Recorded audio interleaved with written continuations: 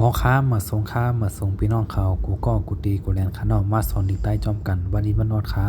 ด้านกินแล้วก็มาสอนจอมกันวันนี้วันนอดข้างนอกฮู้โตนี่โตค้าฮู้โต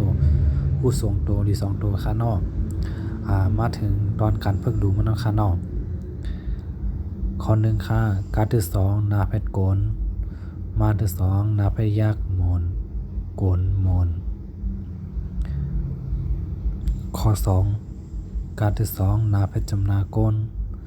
มาที่2นาเพชรยักษ์ขึ้นมนโกนมนข้อ3การที่2นาเพชรยักษ์โกนที่2นาเพชรสนโกนสนข้อ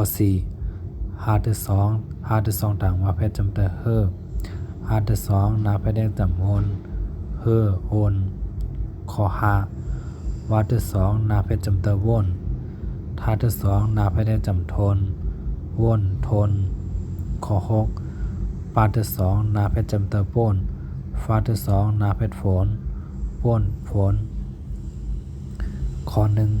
1โกนมนโกนมนโกนสนเฮอโอนวนทนป่นฝนออกค่าข้อ1 ก้ามข้างนอกการที่2นาเพชรโกนมาที่2นาเพชรยักษ์มนโกนมนข้อ2การที่2นาเพชรจำนาโกนมาที่2นาเพชรยักษ์ขึ้นมนโกนมนข้อ3การที่2นาเพชรยักษ์โกนซาที่2นาเพชรสนโกนสนข้อ4หาที่2ต่างว่าเพชรจำเตอเฮอหาที่2ต่างหาที่2นาเพชรยักษ์จำโอนเฮอโอนข้อ5วาที่2นาเพชรจำเตอวนท่าที่2นาเพชรยักษ์จำทนวนทนข้อ6ปาที่2นาเพชรจำเตอป่นฟ้าที่2นาเพชรพาที่2นาเพชรฝนป่นฝนข้อ1โกนมนโกนมนข้อ2โกนมนข้อ3โกนสนข้อ4เฮอโอนข้อ5วนทนข้อ6ป่นฝน